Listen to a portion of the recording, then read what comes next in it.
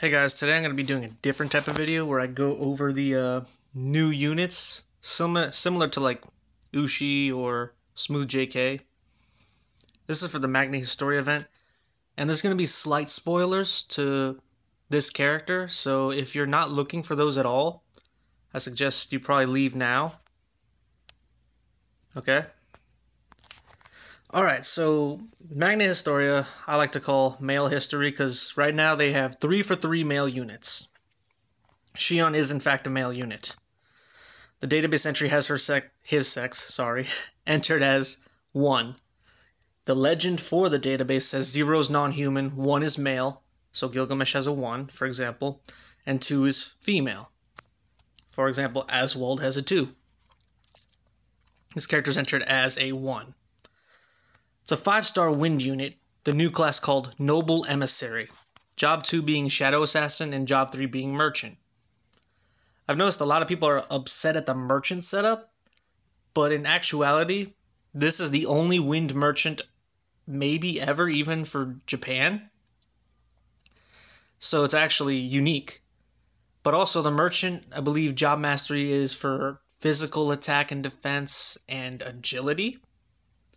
And based on this character's stats, it seems that agility is really what he wants. Shadow Assassin helps that out too, which is even better. So the Fleeting Beauty is deal / damage to enemies around self, chance to charm, then move to selected location.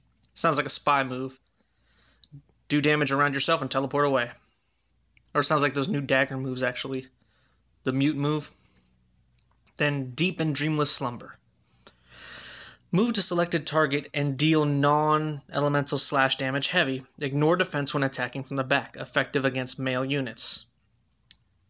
And the leader skill is Intriguing Presence. Raises HP, P attack by 20% and max jewels by 20 for wind units. The max jewels is important to note. It's not initial jewels. So if your maximum holding capacity is 200, you have 25% starting. So you start at 50. This adds 20, making it 220. Now you're holding 55. So any unit that holds 25% their normal jewels will go up 5 jewels. Any of them, they're 50%, they'll go up 10 jewels. Yada yada. This leader skill actually would help someone like Lucian. Lucian actually kind of suffered from 2 things.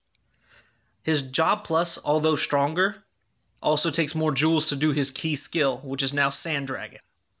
He can no longer reach that amount on the first turn. Well, he never could in Japan, but Japan also didn't have something called the Wanderer's Hat. The Wanderer's Hat increases your max jewels, and it increases your initial starting. So it basically gave all these other units that used to be B, C tier, all of you that believe in tier lists, it bumped them up to like S or SS tier.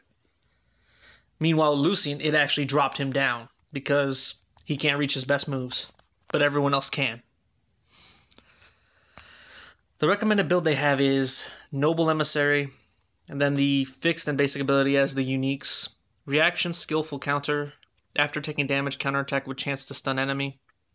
I don't agree with that. I'd say run Stance of the Runner if you get him to Job 2. It's still confusing. The data doesn't lie. So running Stance of the Runner would be better because hitting someone back and possibly stunning them, that's not that great. What that does is that stops their reactives. It's probably the worst debuff on the tier list. So getting hit, okay, you stopped the reactive. It didn't stop you from getting hit. It didn't cause anything extra. It didn't do like Jin where you heal yourself or stop them. Like full stop them. It just prevents them from using reactives. And the most time on auto or in arena, you're going to use a skill, so you're not going to get reacted to anyway, unless it's an evade. Or a guard. Passive 1 stealth. Passive 2 house business raises initial jewels. We're going to go over these passives. I don't agree with them. I think the new unique passive, which I will scroll down to and show you. Peerless Blade Work. Raises / damage and evasion. That, any instance where you can increase damage will instantly outclass like raising your jewels, for instance. Unless the jewel starting for this character is utter garbage and they tanked it on purpose just so you'd be forced to go to merchant, which, I mean, they might do. Running a damage up plus evasion, that's a gimme. I would run, assuming you only get to job 2, I would say for most part you need to get to level 70 for most units that you actually want to viably use for 2 equipment slots. I'd say stealth and peerless blade work. Peerless blade work also, the data shows that it goes from 20 to 50% slash damage boost. 50% is insane, if that data turns out to be true. In some instances, you might not want stealth, like you might not want to move force or an extra space forward. Having initial jewels might help you more. And the only time I'd really fix the basic ability, because for the most part you're going to be running all the first abilities when I go over them. The only time you change basic might be to merchant for poison pill, which is like a vaccine. Origin Wadatsumi, height 172 centimeters. That's really tall for, yeah. Weight, slender, so they don't give that away. Likes kimono, stage plays younger sister. Hobbies, music, swords. I'm not even going to read this. You can read that. I'm here to go over the unit skills. The skill list of the new unique class, Noble Emissary. Fatal Devotion. Inflicts charm, raise P attack, and lower P defense of target unit. If the charm rate is like 100%, the only people that aren't going to be affected are Cannon, if you build her that way, and Catanova. So that could be good, unless you plan on hitting that unit next, in which case it kind of is worthless, because then you're just going to immediately remove it, although the debuff to P attack and P defense still exists. Sword Stance, raise P attack of self till next attack. This is important to note. It says next attack. It does not say the next turn. So it doesn't hold over the charge like a Holy Brawler's Sharpening Focus would, where for the duration of your next CT count until the finish of the next turn's CT count does the buff last. So like you can use Sharpening Focus, get a counter off, take your next turn, still have the effect, and until the end of that CT count coming on to your, I guess, 2 turns after, you still have the effect on you. But that's also a double-edged sword. If you don't make it to where you need to be and they sharpen focus or the enemies run away and you can't make it to them anymore, you just burn that turn. This one has a weakness too, where it's like it's the next attack. So if you put that counter on, it expires with that. Your counter was your attack. You hit them, you used your damage. If I'm reading this correctly, and if it works anything like most rules do the way you're written. They could have written it wrong, though. I wouldn't put it past them. So you could activate this, run up, do Fatal Devotion. You haven't attacked yet. Then attack them for the reduced P defense and the increased attack. Fleeting Beauty. Deal slash damage to enemies around self with chance to charm, then move to selected location. Range of 4. Area square 3 around self. So the square 3 around self is just a T shape around yourself, so front, back, left, right. That's where you're targeting, and you can teleport up to 4 away with a height range of 2 after doing it. So it's basically like a little bit larger version of some of the spy skills, which only give you 3 move, like Transcendence.